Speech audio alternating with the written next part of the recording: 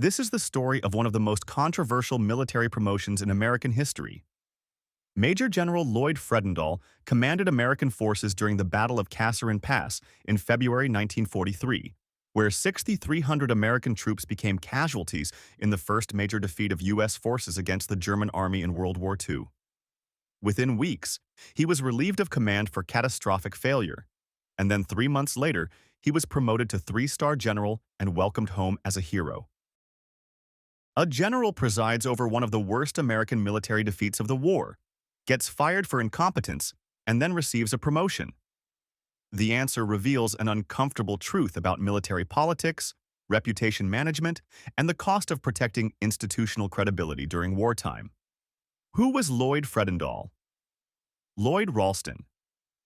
Fredendall was born on December 28, 1883, at Fort D.A. Russell near Cheyenne, Wyoming, where his father, Ira Livingston Fredendall, served as an Army officer before becoming sheriff of Laramie County and eventually retiring as a lieutenant colonel in the Quartermaster Corps. Those family connections didn't hurt young Lloyd's career prospects, but his path to military service wasn't smooth. West Point rejected him twice. The first appointment ended with dismissal after just one semester because he was poor in mathematics and deportment. And when one of his classmates remembered him years later, the description was, "a very soldierly little fellow, but extremely goaty in mathematics." He tried again and dropped out again. And even though Senator Francis Warren was willing to nominate him for a third attempt, the Academy declined to readmit him. Fredendall took a different route. 2 years at MIT between 1903 and 1904, then scoring first out of 70 applicants on the Army Officers Qualifying Exam in 1906, which led to his commission as a second lieutenant in the infantry on February 13, 1907. Over the next 3 decades, he built a solid career that looked good on paper. The 28th Infantry Regiment shipped him to the Western Front in 1917, but he served as an instructor and never saw combat. Graduating 31st out of 151 from the U.S. Army Command and General Staff School in 1923 earned him distinction as an outstanding graduate, and he completed the Army War College in 1925. Training and administration, that's where Fredendall excelled. December 1939 brought promotion to brigadier general, and by October 1940 he was a major general, commanding the 4th Infantry Division. Army Ground Forces Commander Leslie McNair, a personal friend, included Fredendall on his list of the top 3 generals capable of commanding all U.S. forces sent to Britain. Army Chief of Staff George C. Marshall was particularly impressed and called Fredendall one of the best, remarking that, "I like that man. You can see determination all over his face." That determination was about to be tested in ways no one expected. Operation Torch, the success that sealed his fate. Allied forces launched Operation Torch on November 8, 1942, the invasion of North Africa and the first major American offensive operation of World War II, designed to open a second front and relieve pressure on the Soviets fighting Germany in the east.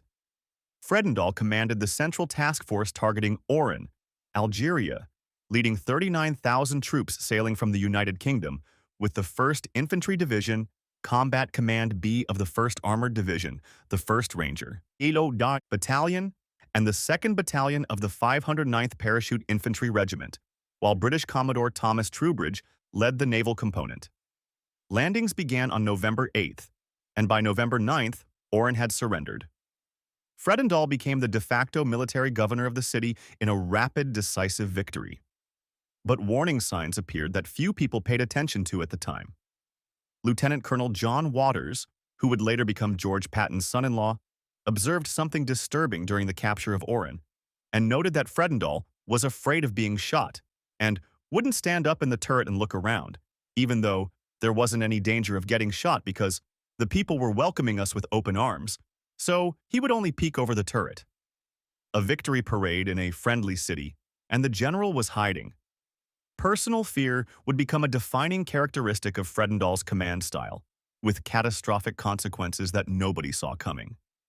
The success at Oran earned Fredendall command of 2 corps in Tunisia, with a mission to push east and link up with British forces, trapping Axis forces in North Africa between the Allies and British Field Marshal Bernard Montgomery's 8th Army advancing from Egypt.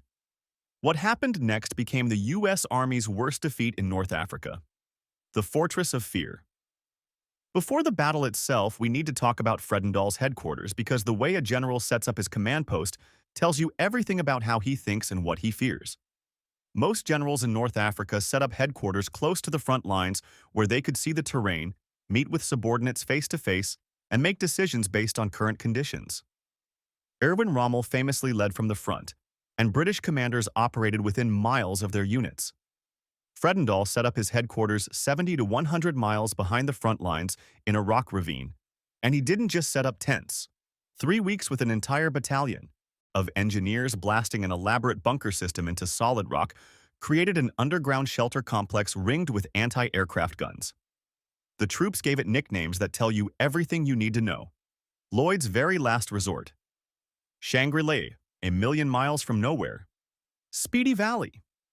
General Dwight Eisenhower, the supreme Allied commander in North Africa, visited in February 1943 and was shocked enough to later write that it was the only time during the war that I ever saw a higher headquarters so concerned over its own safety that it dug itself underground shelters.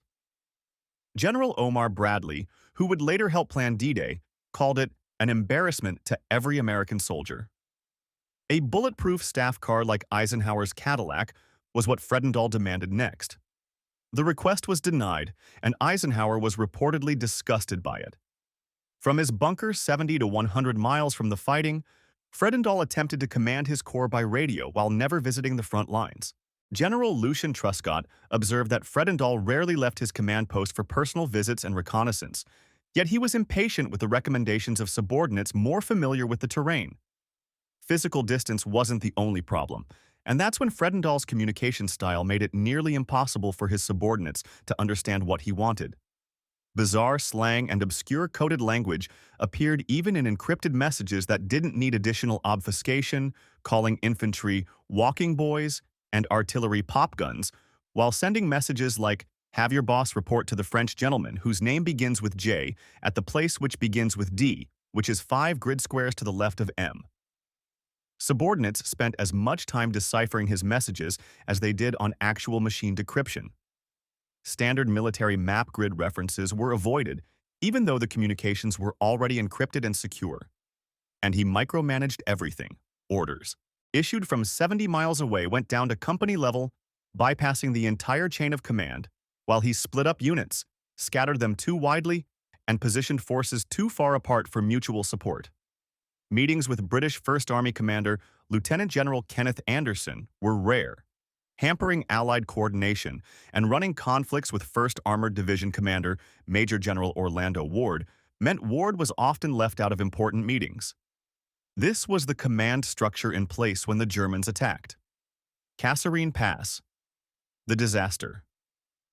Germans captured Fide Pass on January 30, 1943, taking an important position that should have been a warning sign.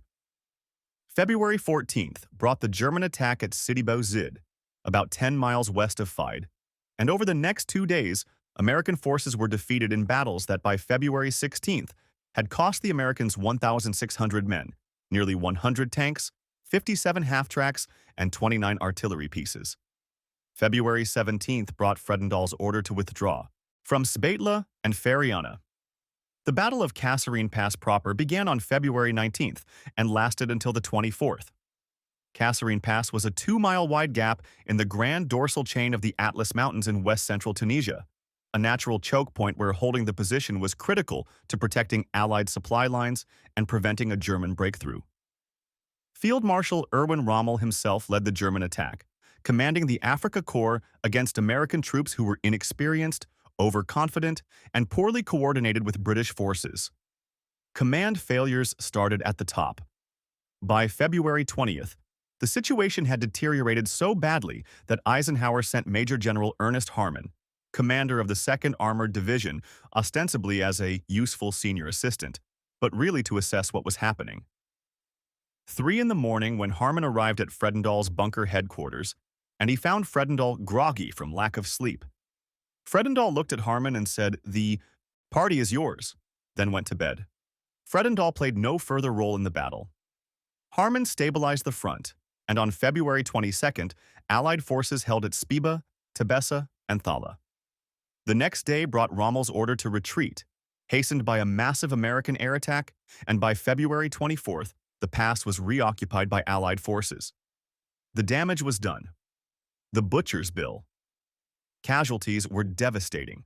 300 Americans killed, 3,000 wounded, 3,000 more missing, which brought total American casualties to 6,300 men. And when you add in the need for replacements to restore units to fighting strength, you're looking at 7,000 troops lost. Overall Allied casualties, including British and French forces, reached 10,000 out of 30,000 troops engaged. Material losses were staggering. 183 tanks, 104 half-tracks, 208 guns, 512 trucks and other vehicles all gone. Germans captured 215 cubic meters of gasoline and lubricants, about 57,000 gallons plus 45 tons of ammunition. German casualties for comparison were about 2,000 total, with 989 being German forces specifically. 201 killed, 536 wounded, 252 missing, and they lost 20 tanks, 67 vehicles, and 14 guns. The first major defeat of American forces against the German army in World War II left American troops bloodied, humiliated, and sent reeling backward. Even in defeat, Rommel noted the quality of the American defense once it was organized and observed that the tactical conduct of the enemy's defense had been first class because they had recovered very quickly after the first shock. The soldiers weren't the problem, the command was. The reckoning. Ernest Harmon didn't mince words after the battle and called Fredendall a son of a bitch, then described him in his after-action report as both a moral and physical coward, and told Eisenhower directly that Fredendall was no damn good. British General Harold Alexander, who took over as commander of the 18th Army Group, remarked to Eisenhower that, "I'm sure you must have better men than that." When Eisenhower asked Omar Bradley, "What do you think of the command here?" Bradley replied simply with, "It's pretty bad." George S. Patton officially replaced Fredendall as commander of II Corps on March 6, 1943, and immediately implemented strict discipline where helmets were mandatory, neckties required, daily shaving enforced, and he famously told his officers that anyone wearing a wool knit cap without a steel helmet will be shot. Eisenhower had offered the position to Harmon first, and Patton wasn't actually his first choice, but Harmon declined. Fredendall was sent home, his combat career over after a spectacular failure that everyone at the command level knew about. Historians would later call him one of the most inept senior officers to hold a high command during World War II, and author Charles MacDonald described him as a man of bombast and bravado in speech and manner who failed to live up to the image he tried to create. Relief of command for catastrophic failure should have been followed by retirement or a desk job far from any position of responsibility. But that's not what happened. The promotion scandal. June 1943 brought Lloyd Fredendall's promotion to lieutenant general, 3 months after being relieved of command for one of the worst American defeats of the war. 3 stars on his uniform when he was greeted as a hero upon returning to the United States, given command of 2nd Army, a training command based in Memphis, Tennessee, as part of the Central Defense Command. A general who got 6,300 Americans killed or captured, who built a bunker 100 miles from his own troops, who issued incomprehensible orders and micromanaged from a position of safety, gets promoted. Politics and reputation management explain everything. George C. Marshall, the Army Chief of Staff, wanted to protect home front morale, and the American public couldn't know that their generals were failing. Kasserine was a defeat that would be portrayed as a learning experience, a necessary baptism by fire for green troops facing the veteran German army, with the focus on the inexperience of American soldiers rather than the incompetence of American command. Eisenhower refused to formally reprimand Fredendall, which meant that without a formal reprimand on his record, Fredendall remained eligible for promotion. When Eisenhower's aide reported to President Roosevelt about Fredendall, he said only that Fredendall should get a training command without elaboration. A cover-up, not a sinister conspiracy, but an institutional decision to protect the reputation of the Army and maintain public confidence during wartime. The truth would have been devastating. One of Marshall's personally selected commanders, a man Marshall had called one of the best, had proven to be a coward and a disaster. 7. American Corps commanders were removed during World War II, and Fredendall was the first. He was also the only one promoted afterward.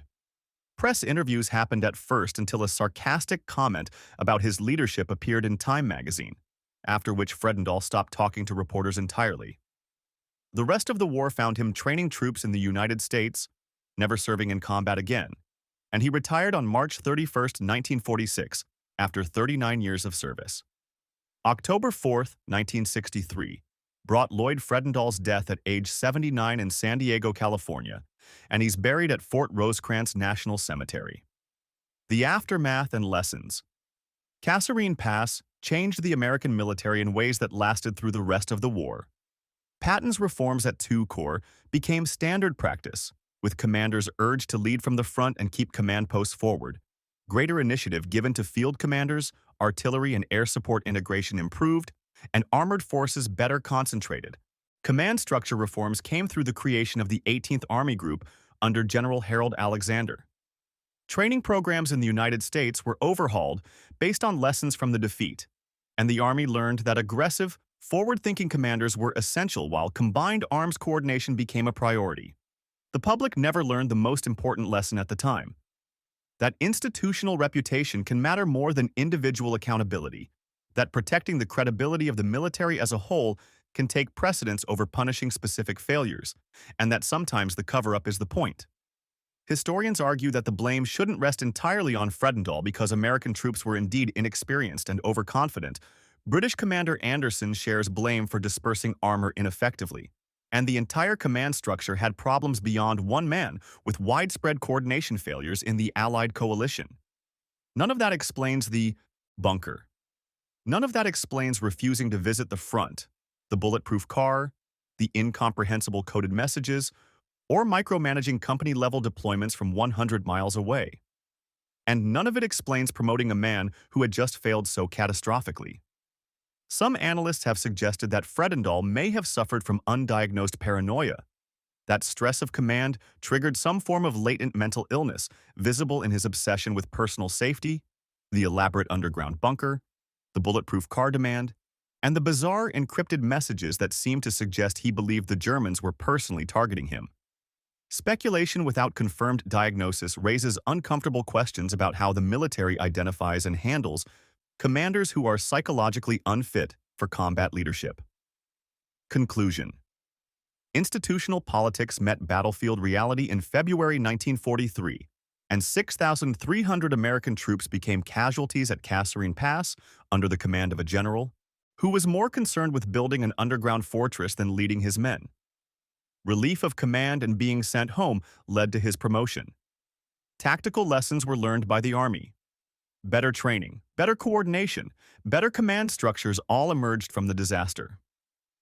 American forces went on to win the war in North Africa, then Italy, then France, then Germany, and the troops who survived Kasserine Pass became hardened veterans who would help liberate Europe.